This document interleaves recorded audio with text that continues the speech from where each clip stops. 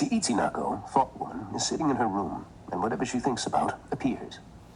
She thought of her sisters Nautsii and Itsii, and together they created the universe, this world, and the 4 worlds below. Thought woman, the spider, named things, and as she named them, they appeared. She is sitting in her room thinking of a story now. I'm telling you the story she is thinking. Ceremony. I will tell you something about stories, he said. They aren't just entertainment. Don't be fooled. They are all we have, you see. All we have to fight off illness and death. You don't have anything if you don't have the stories. Their evil is mighty, but it can't stand up to our stories. So they try to destroy the stories, let the stories be confused or forgotten. They would like that. They would be happy, because we would be defenseless then. He rubbed his belly. I keep them here, he said. Here.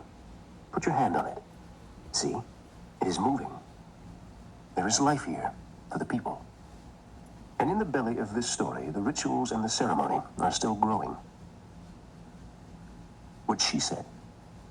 The only cure I know is a good ceremony. That's what she said.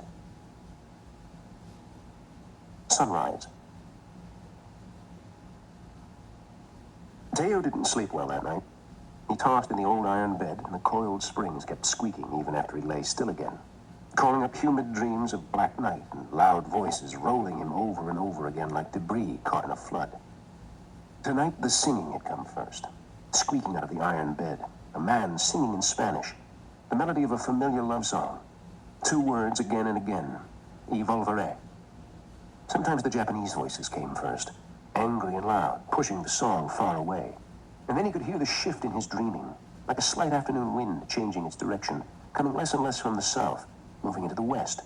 And the voices would become Laguna voices, and he could hear Uncle Josiah calling to him, Josiah bringing him the fever medicine when he had been sick a long time ago. But before Josiah could come, the fever voices would drift and whirl and emerge again. Japanese soldiers shouting orders to him, suffocating damp voices that drifted out in the jungle steam. And he heard the women's voices then. They faded in and out until he was frantic, because he thought the Laguna words were his mother's. But when he was about to make out the meaning of the words, the voice suddenly broke into a language he couldn't understand. And it was then that all the voices were drowned by the music. Loud, loud music from a big jukebox, its flashing red and blue lights pulling the darkness closer. He lay there early in the morning and watched the high, small window above the bed. Dark gray gradually became lighter until it cast a white square on the opposite wall at dawn. He watched the room grow brighter then, as the square of light grew steadily warmer, more yellow with the climbing sun. He hadn't been able to sleep for a long time, for as long as all things had become tied together like colts in single file when he and Josiah had taken them to the mountain, with the halter rope of one colt tied to the tail of the colt ahead of it, and the lead colt's rope tied to the wide horn on Josiah's Mexican saddle. He could still see them now, the creamy sorrel, the bright red bay, and the gray roan, their slick summer coats reflecting the sunlight as it came up from behind the yellow mesas, shining on them, strung out behind Josiah's horse like an old-time pack train. He could get no rest as long as the memories were tangled with the present, tangled up like colored threads from old Grandma's wicker sewing basket when he was a child. And he had carried them outside to play, and they had spilled out of his arms into the summer weeds and rolled away in all directions. And then he had hurried to pick them up before Auntie found them. He could feel it inside his skull, the tension of little threads being pulled, and how it was with tangled things, things tied together. And as he tried to pull them apart and rewind them into their places, they snagged and tangled even more. So Teo had to sweat through those nights when thoughts became entangled. He had to sweat to think of something that wasn't unraveled or tied in knots to the past, something that existed by itself, standing alone like a deer.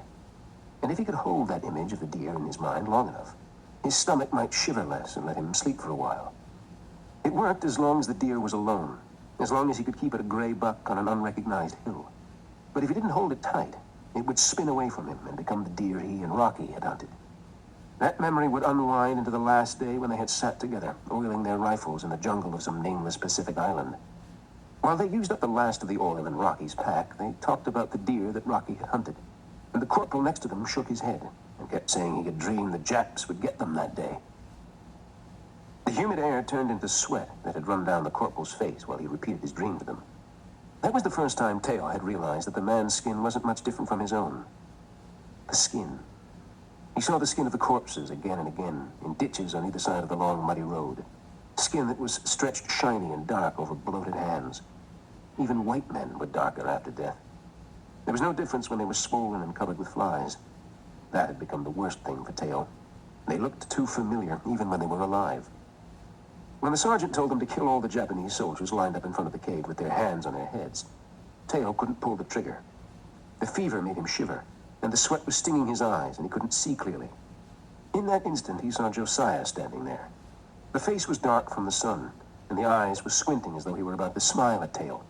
So Teo stood there, stiff with nausea, while they fired at the soldiers, and he watched his uncle fall. And he knew it was Josiah. And even after Rocky started shaking him by the shoulders and telling him to stop crying, it was still Josiah lying there. They forced medicine into Teo's mouth, and Rocky pushed him toward the corpses and told him to look past the blood that was already dark like the jungle mud, with only flecks of bright red still shimmering in it. Rocky made him look at the corpse and said, "Teo, this is a Jap. This is a Jap uniform." And then he rolled the body over with his boot and said, "Look, Teo, look at the face." And that was when Teo started screaming, because it wasn't a Jap, it was Josiah, eyes shrinking back into the skull, and all their shining black light glazed over by death. The sergeant had called for a medic, and somebody rolled up Teo's sleeve. They told him to sleep, and the next day they all acted as though nothing had happened. They called it battle fatigue, and they said hallucinations were common with malarial fever. Rocky had reasoned it out with him. It was impossible for the dead man to be Josiah, because Josiah was an old Laguna man, thousands of miles from the Philippine jungles and Japanese armies. "He's probably up on some mesa right now, chopping wood," Rocky said. He smiled and took Teo's shoulders. "Hey, I know you're homesick, but Teo, we're supposed to be here. This is what we're supposed to do." Teo nodded, slapped at the insect mechanically, and staring straight ahead, past the smothering dampness of the green jungle leaves. He examined the facts and logic again and again, the way Rocky had explained it to him. The facts made what he had seen an impossibility. He felt the shivering then. It began at the tips of his fingers and pulsed into his arms. He shivered because all the facts, all the reasons made no difference anymore. He could hear Rocky's words, and he could follow the logic of what Rocky said. But he couldn't feel anything except the swelling in his belly, a great swollen grief that was pushing into his throat. He had to keep busy. He had to keep moving so that the sinews connected behind his eyes didn't slip loose and spin his eyes to the interior of his skull where the scenes waited for him. He got out of the bed quickly while he could still see the square of yellow sunshine on the wall opposite the bed, and he pulled on his jeans and the scuffed brown boots he had worn before the war, and the red plaid western shirt old Grandma gave him the day he had come home after the war. The air outside was still cool. It smelled like night dampness, faintly of rain. He washed his face in the steel-cold water of the iron trough by the windmill. The yellow-striped cat purred and wrapped herself around his legs while he combed his hair. She ran ahead of him to the goat pen and shoved her head under his left arm when he knelt down to milk the black goat. He poured milk for her in the lid of an old enamel coffee pot, and then he opened the pen and let them run, greedy for the tender green shoots of tumbleweeds pushing through the sand.